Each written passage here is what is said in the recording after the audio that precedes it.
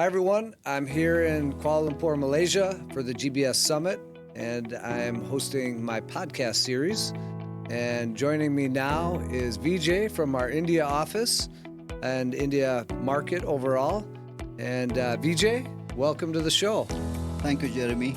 Thank you for having me here.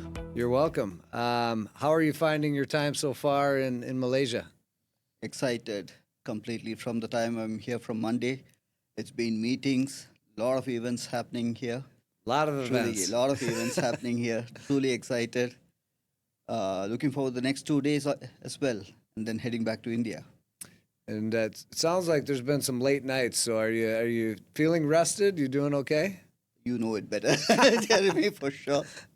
What's happening? But yes, it's truly excited to be a part of spending time with the team here, enjoying the time. A lot of learnings, insights from today's session also. Again, from the fireside chat that you just had, a lot of insights coming in on the AI and what's happening on the GBS side in Malaysia and how India and China being the first and the second markets for GBS. Great insights from today's session. It's been a lot of good learnings, across the board here. So we've operated our staffing operations out of India, where we're staffing our clients there for, I think it's been almost 10 years, getting close to that. How long have you been part of the team? I've completed 7 years with Horizontal. Okay, yeah, awesome. This August I completed. It's been a roller coaster ride. From the time I met Srijit at WeWork, and when we sat together around the table and we discussed what's going to be the growth plans for India and so on, it's really been a great journey. I mean, it's a learning every single day. What I need to do, it's about unleashing new opportunities for our people and business. I would say, growth creates opportunities, and today we are at that cusp that we are getting into Horizontal 4.0, which is our next journey path, and looking forward to that. Awesome. So when you met with Srijit back then, was there any thought in your mind where you're like, boy, I don't know, they don't have a lot going on yet. What was your initial take on the opportunity? That's a great question, Jeremy. I would like to share it here. Right? So he comes down from Malaysia, and we have a casual chat, and I just tell him that let's catch up and all that. And then he obviously was busy in a lot of things, and then he said, I have something for you. So he calls me to the WeWork office. We sit on a table, cup of coffee, and then he says, I have a role for you, and that's to head the South region for Horizontal. I said, great. And then I said, what customers do we have here? Right? And he started putting things on the board, and then he stops. And then he turns back and says, we need to build it. Right?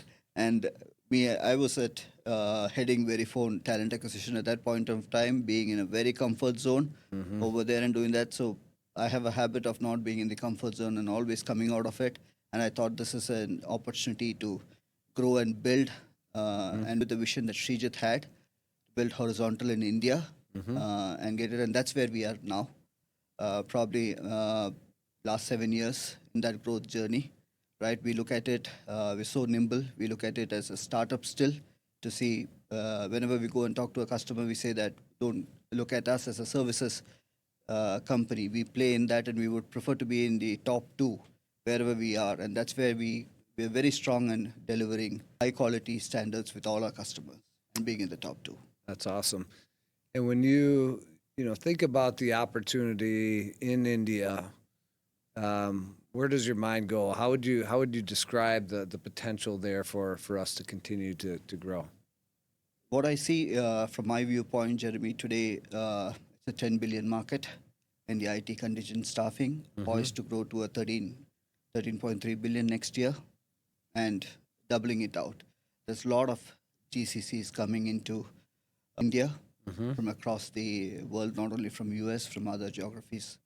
Also, we see today we stand at 1,900 GCCs in India, poised to go to a 2,400 by 2027, employing around 4 million workers, which is really, really big opportunity for us on the IT contingent staffing space. So huge opportunities for India as a market to probably play a larger role in the APAC side that we're looking at, and globally as well. So something that we really focus on is to see that delivery and quality go hand in hand for all our customers. And most importantly is our expertise in understanding the GCC landscape and enterprise customers. We are really strong in understanding how they work, what's the model that they want, understanding the pain areas of the customers, and probably plugging the gap over there. That's been our expertise. And with everything being about AI now, AI driven, have you seen any kind of big changes or transformations in our industry yet, or do you feel like the bulk of that is still yet to come? I've seen that in many places, Jeremy. I would say that we also need to enable that, get AI and automation for India, for sure.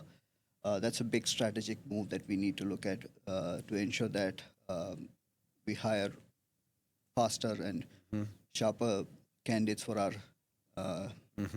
clients that we work across the board. And at the same time, it's making our workforce future ready and also build a technology-enabled, data-driven company, which is what our customers also expect us to do from what they want us to provide solutions to them so that they find it more approachable and faster to sort out their challenges. That's great. And, here at the conference, there's just a lot of talk and theme around local roots and really kind of the advantages that this region has. If you look specifically at India, what are some of the big advantages a country has as far as to continue the amazing kind of growth, the GDP growth that it's been on? First would always be our talent that throughout the world comes to India to consider our talent. Second being really cost effective. From that's a big opportunity. Third, the technology landscape that we look at. We are open for investments in all the in any technology driven options that they want to look at it. So I see these are the three major areas that we look at India growing to the next. Yeah, makes sense. Is the population still growing in India? Absolutely. Yeah. Is there some projections of at some point in time will it start its decline naturally, or is that still out a long ways? I would say out of long ways now. Jeremy, it's still going. There's a lot of talks coming on the Gen Z that by 2030 there's going to be a lot of hires who's going to work in companies are going to be Gen Zs, which is going to come in. But at the same time, there's also discussion saying that Gen Zs can come in from colleges, but they would not be qualified enough to take up the roles that companies really want them to do, the expertise that they want them to do. But yes. Got it. Okay. And last question, as we close out 25 and head into 26 or get ready and planning for it, what are you most excited about? Our investments that's going to be in AI and automation. How are we going to make our resources future ready? And how do we take our company more efficient in technology enablement and data-driven decisions? And hitting close to 2,000 plus consultants on the IT contract staffing side. And yes, it's just not going to be staffing, providing solutions to our customers. That's going to be another value add that we want to focus on in 2026. So it's just not providing staffing, solutions also to companies and sorting out their challenges at our end. So we want to be known as a professional services company rather just being on the staffing side. That's awesome. All right. Well, thank you for joining today. Really appreciate it. And that's a wrap on this podcast. Thank you so much, Jeremy, for the opportunity and inviting us from India. It's always a pleasure meeting you and getting a lot of insights.